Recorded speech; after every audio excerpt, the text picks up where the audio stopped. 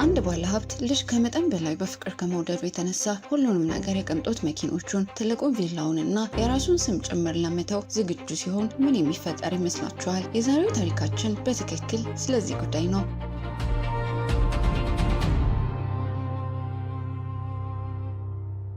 እስኪ ከጀመሩን ጀምር። ከቶቶ ጋር ተገናኙ። እሱ ግዙፍ የቲማቲም እርሻ ያለው በጣም ሀብታም ነጋዴ ብቸኛ ልጅ ነው። ቶቶ እስከ እኩለ ቀን ድረስ በመተኛት ውድ መኪኖችን በማሽከርከር ወደ ድግሶች በመሄድና ምንም ነገር በቁም ነገር ባለመውሰድ የምኞት ህይወቱን ይኖራል። ከብዙ ሴቶች ጋር ግንኙነት ስለነበረው እሱ ራሱ ቁጥራቸው ጠፍቶበታል። ወደ የትኛውን ቦታ ሲሄድ የሚያውቀውን ሰው ያገኘዋል። የሚመራው ህይወት እንደዚህ አይነት ነው። በአንድ ከሰዓት በኋላ ቶቶ በትልቁና ምቹ በሆነው አልጋው ላይ ሰላማዊ እንቅልፍ ተኝቶ ሳለ የአባቱ ሄሊኮፕተር ከፍተኛ ድምጽ በማሰማት ከእንቅልፍ ይቀሰቅሰዋል። ከአጠገቡም የተኛች ሴት አለች። ነገር ግን ቶቶ ለቁም ነገር ምንም ፍላጎት የለውም። ስለዚህ እሷ ከመንቃቷ በፊት በዝምታ ከክፍሉ ይወጣል። ለቁርስ ወደታች ወርዶ ለአገልጋዩዋ በቀላሉ ፎቅ ላይ አንዲት ሴት አለች ይላታል። ኢጎርን እንድታስወጣት ንገሪው ይላል እና ያ ብቻ ነው። ምንም ስሜት፣ ምንም የጥፋተኝነት ስሜት የለም። በነገራችን ላይ ኢጎር የአገልጋዩዋ ልጅና ከልጅነቱ ጀምሮ የቶቶ የቅርብ ጓደኛ ነው። ቶቶ ጥሎት የሚሄደውን ሁሉንም የተበላሹ ሁኔታዎች እሱ ነው የሚያስተካክለው።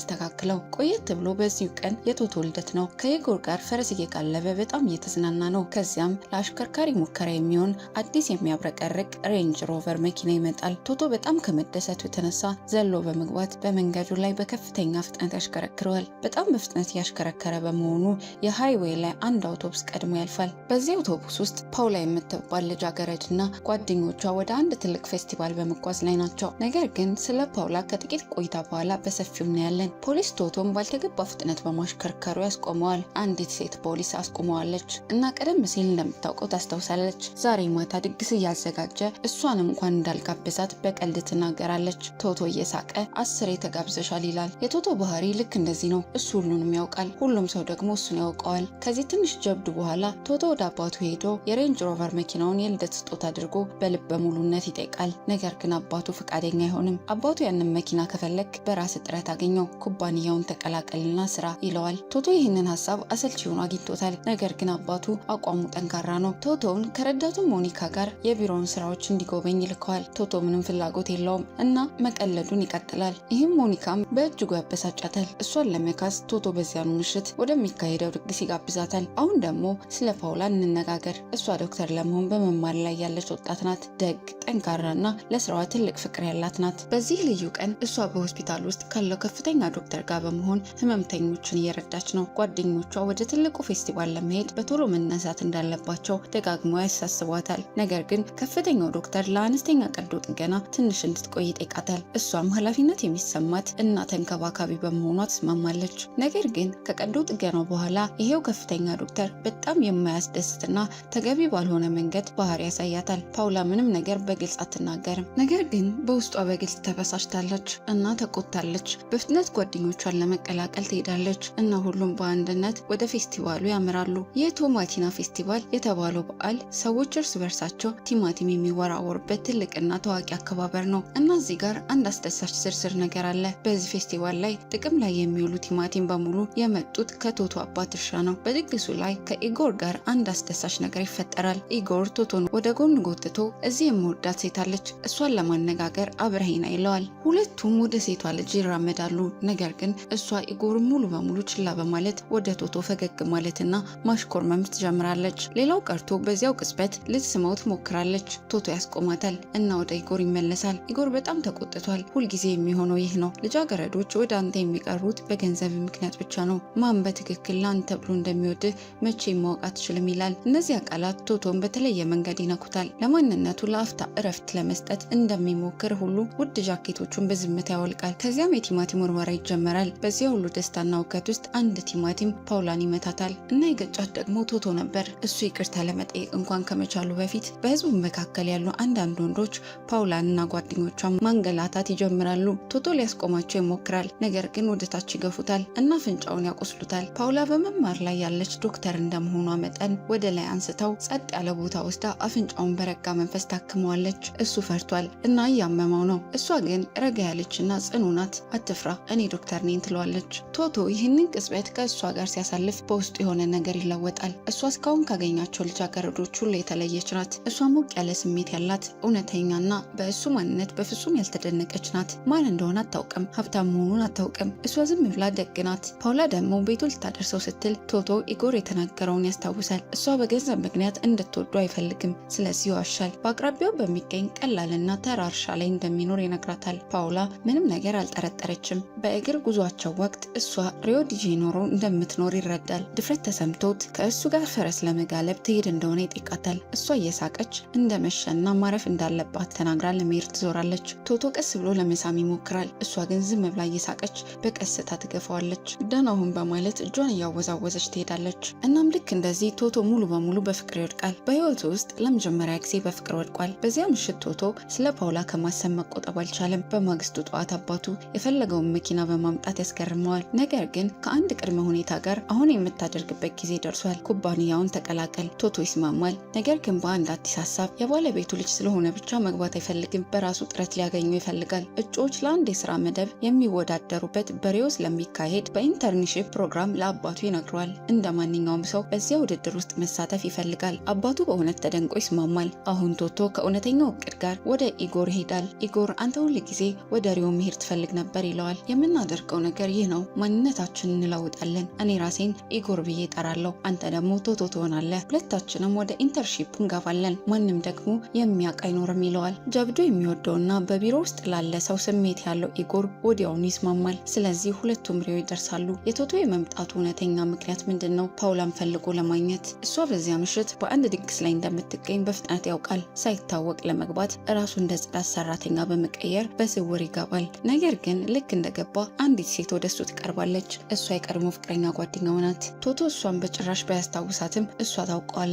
በህይወቱ ውስጥ ምን ያህል ሰዎች ገብተው እንደወጡ ከዚህ ማወቅ ይቻላል። በተመሳሳይ ጊዜ ፓውላ በድግሱ ላይ ትገኛለች እና ያው አስቀያሚ ከፍተኛ ዶክተር እንደገና እያስቸገራት ነው። ወደ ክፍሉ ሊወስዳት እየሞከረ ነው። ፓውላ ተበሳጭታለች እና አልተመቻትም። ከዚያም ቶቶን ታየዋለች። እሱን በማየቷ ተገርማለች እና ደስተኛ ሆናለች። እንዴት እዚያ ሊገኝ እንደቻለም ትጠይቀዋለች። ቶቶ በሚያምር መንገድ ምኞቱን ተከትሎ እዚህ ድግስ ድረስ እንደመጣ ይነግራታል። እየተጫወቱ ሳሉ ዶክተሩ እንደገና ብቅ ብሎ የፓውላን እጅ ይዛታል። ፓውላ በፍጥነት እጇን ታስለቅቃለች እና በደፋር እርምጃ ቶቶን ወደ እሷ ስባ በዶክተሩ ፊት ትስመዋለች። የዶክተሩ ፊት ይለዋወጣል። ቶቶ ራሱ ደንግጧል። ነገር ግን በእርግጠኝነት ቅሬታ የለውም። ከዚያ በኋላ አብረው ወደ ባህር ዳርቻ ይሄዳሉ። ለረዥም ጊዜ ይነጋገራሉ እና ቶቶ ስለ ኢንተርንሺፑ ይነግራታል። ፓውላ በጥንቃቄ ትሰማዋለች።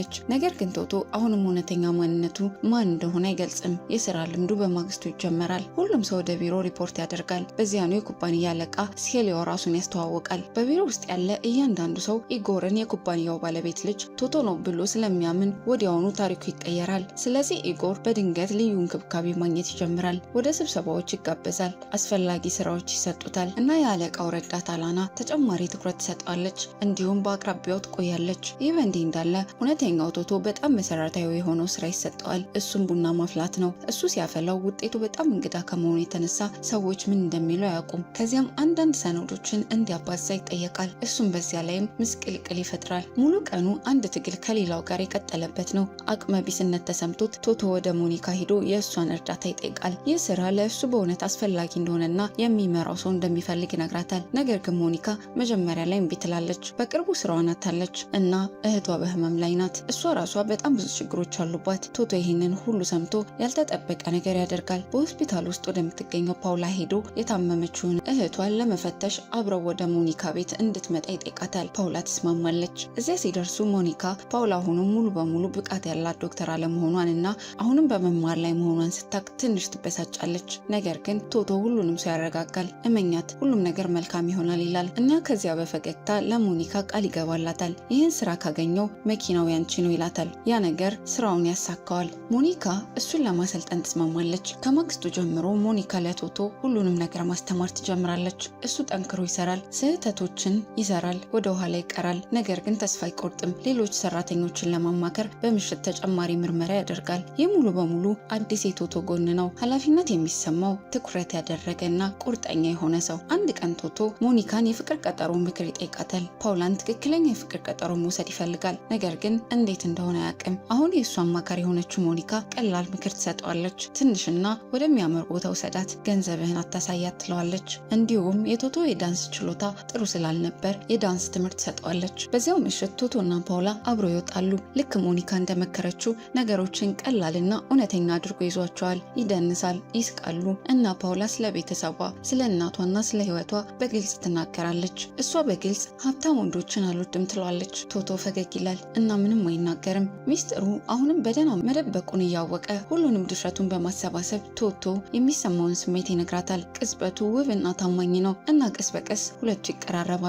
ከረዥምና ደስ ከሚል ስሜት በኋላ ፓውላ ወደ እሱ ቦታ እንዲሄዱ ትጠይቀዋለች። ቶቶ ለእርዳታ በፍጥነት ኢጎርን ያነጋግረዋል። ኢጎር በአቅራቢያው የሚገኝ የአሮጌ ዘበኛ ክፍል ቁልፎችን ይሰጠዋል። እሱ ትንሽና ቀላል ነው፣ ከቶቶ እውነተኛ ህይወት ጋር ምንም የማይመሳሰል ነው። ነገር ግን አብሮ በረንዳ ላይ ቆመው ሙሉውን ከተማ ሲመለከቱ በዓለም ላይ እጅግ ፍጹም ቦታ ይመስላል። ፓውላ በእውነቱ እንደወደደችው ትናገራለች።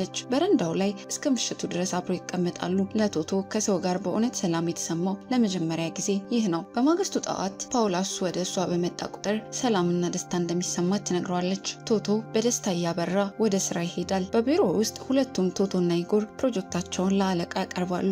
ሴሊዮ ሁለቱንም በጥንቃቄ እንደሚገመግሙና ምርጥ ሰው እንደሚመርጥ ይናገራል። ነገሮች ወደፊት እየገሰገሱ ነው። ነገር ግን በዚያ ምሽት ፓውላ ቶቶን ለመገናኘት ወደ ቢሮ ትመጣለች። ይህ ወዲያውኑ ድንጋጤ ይፈጥራል። ሁለቱም ቶቶና ኢጎር እሷን አይተው በፍጥነት ይደበቃሉ። አላና በባህሪያቸው እንግዳ ነገር ታያለች። ነገር ግን እውነቱን ማወቅ አልቻለችም። እሷ ኢጎርን ወደ ጎን ጎትታ ለራት መሄድ እንደምትፈልግ ትነግረዋለች። ፓውላን ከሁኔታው ለማራቅ ኢጎር ለአላና ራሱ ምግብ እንደሚያበስል በብልሃት ይናገራል። ለጥቂት ጊዜ ስትጠብቅ የነበረችው ፓውላ ተበሳጭታ መሄድ ትጀምራለች።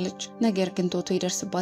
ትንሽ እንደዘገየ ያስረዳታል። እሷም ትረጋጋለች። ወደ ቤት እንሂድ ትላለች። ውጭ እየዘነበ ነው። እነሱ ግን ግድ የላቸውም። ቶቶና ፓውላ በዝናባማው ምሽት በዘበኛው ክፍል ውስጥ አብረው እያወሩ እየሳቁና ትውስታዎችን እየፈጠሩ ሳለ ኢጎር በቢሮ ውስጥ ለአላና ምግብ እያበሰለ ነው። አላና ከኢጎር ጋር ብዙ ጊዜ ባሳለፈች ቁጥር እሱ ገንዘብ ያለው ሰው ብቻ እንዳልሆነ ትረዳለች። እሱ ደግ፣ አሳቢና እውነተኛ ነው። በመካከላቸው ጸጥ ያለ ፍቅር ይጀመራል። በዚያ ምሽት መገባደጃ ላይ ቶቶና ፓውላ እያወሩ ሳለ ሞኒካ መልእክት ትልካለች። የእህቷ ሁኔታ ተባብሷል። ያለምንም ተጨማሪ ሀሳብ ቶቶ ፈረስ ያዘጋጃል እና ሁለቱም ወደ ሞኒካ ቤት ይጣደፋሉ። ፓውላ እህቷን ስታክም ቶቶ ትንሹን ልጅ ይንከባከባል። ልጁን ሲንከባከብ በጣም ለስላሳና ዝግጁ ሆኖ በማየቷ ፓውላ ዓለም ከምትገልጸው ሰው ፍጹም የተለየ ሰው አድርጋ ታየዋለች። በእሱ ላይ በጥልቅ እየወደቀች ነው። ጊዜ ያለፈ ሲሄድ በቢሮ ውስጥ ያሉት ነገሮችም ውስብስብ መሆን ይጀምራሉ። ቶቶ ይበልጥ ትኩረት ያደረገና ታታሪ የሆነ ይሄዳል።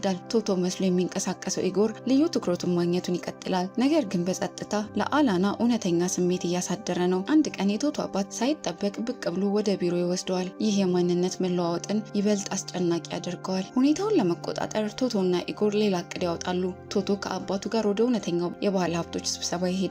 ኢጎር ደግሞ ወደ ሌላ ስብሰባ ይሄዳል። ይህ ሁሉ የሆነ ሳለ ፓውላ በባህር ዳርቻ ድግስ ላይ ትገኛለች እና የአስቸጋሪው ዶክተር እንደገና ያገኛታል። ፓውላ ሙሉ በሙሉ ሰልችቷት ቶቶን ትጠራዋለች። ቶቶ ወዲያውኑ ስብሰባውን ትቶ ወደ ባህር ዳርቻ ይጣደፋል እና ከፓውላ ጋር በመሆን በዶክተሩ ላይ ተሳልቀው ለአንዴና ለመጨረሻ ጊዜ ያባረሩታል። ፓውላን ለማስደሰት ቶቶ ጊታር ይዞ በባህር ዳርቻው ላይ ይዘምርላታል። እግሩ በባህር ዳርቻው ላይ ካለው ችቦ በአጋጣሚ እሳት እስኪይዝ ድረስ በጣም ጣፋጭ ሞኝና የፍቅር ቅጽበት ነበር። ወደ ውሃ ውስጥ ይዘልቃል። ልብሱ ሙሉ በሙሉ ያበላሻል። ከዚያም ሰበብ ፈጥሮ እየቸኮለ ወደ ባለ ሀብቶች ስብሰባ ይመለሳል። ከዚያም ሁሉንም ነገር የሚሰብር ቅጽበት ይመጣል። በዚያው የባህር ዳርቻ ድግስ ላይ ከቶቶ የቀድሞ ፍቅረኛ ጓደኞች አንዷ አና ትመጣለች። እሷ ወዲያውኑ ታውቀዋለች እና እውነተኛ ማንነቱን ማን እንደሆነ በትክክል ታውቃለች። ይባስ ብሎ ፓውላ ስለ እውነተኛ ማንነቱ ሀብታም መሆኑንና ይህን ሁል ጊዜ ሲያስመስል እንደነበር ምንም የምታውቀው ነገር እንደሌለ ትረዳለች እና ለፓውላ ሁሉንም ነገር ትነግራታለች። ፓውላ ሙሉ በሙሉ አዝናለች። ቶቶ ከአባቱ ጋር ወደ አንድ አስፈላጊ ስብሰባ ይጠራል እና ወደ ውጭ ሲወጣ ፓውላ እዚያ ቆማ ያገኛታል። አይኖቿ በእንባ ተሞልተዋል። ልቧ በቁጣ ተሞልቷል። ሁሉንም ነገር እንደምታውቅ ትነግረዋለች። ቶቶ ምን እንደሚል አያውቅም። በጥፋተኝነት ስሜት ይታመማል። በዚያው ቦታ ላይ ራሱን ስቶ ይወድቃል። ፓውላ ትሄዳለች። ስትወጣ ያው ዶክተር እንደገና ሊቀርባት ይሞክራል። ነገር ግን በዚያ ጊዜ ፓውላ ጨርሳለች። በጽናትና በልበ ሙሉነት በጉዞ ላይ ታስቆመዋለች። በልብ ስብራቷ ውስጥ እንኳን እሷ ጠንካራ ናት። ወደ እርሻው ሲመለሱ ስለ ማንነት መለወጡ እውነቱ ሙሉ በሙሉ ይወጣል። የቶቶ አባት ሁሉንም ነገር ያውቃል። በተንኮሉ ላይ ብቻ ሳይሆን በቶቶ እውነተኛ ጠንካራ ስራና እድገት በግራ መጋባቱ ምክንያት ሳይታይ በመቅረቱ ተቆጥቷል። አባቱ ቶቶን ይወቅሰዋል እና ቶቶ ያደረገው ጥረት ሁሉ ከእንግዲህ የማይቋረጥ ይመስላል።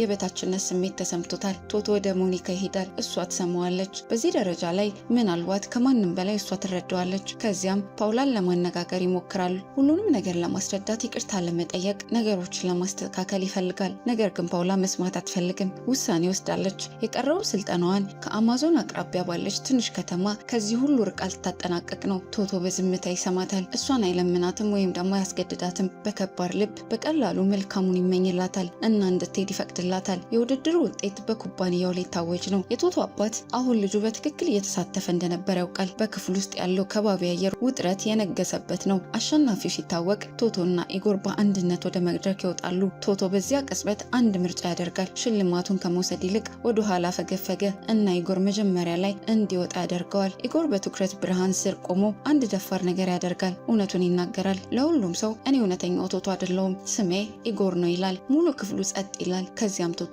ወደፊት መጥቶ በታማኝነት ይናገራል።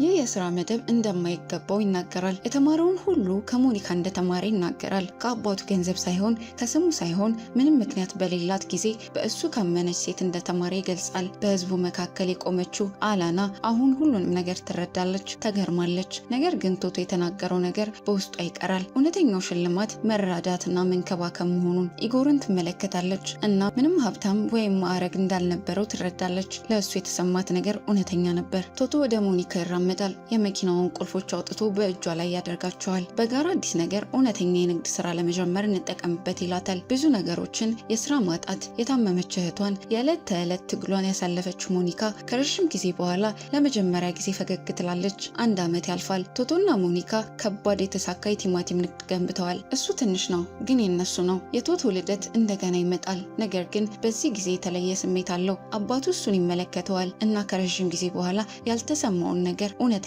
ኩራት ይሰማዋል።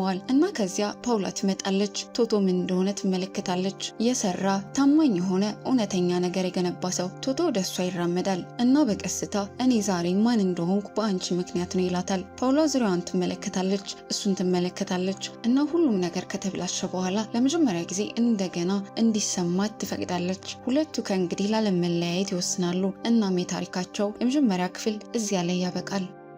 ከወደዱት ላይክ፣ ኮሜንት እና ሰብስክራይብ፣ ሼር ማድረግ እንዳይረሱ።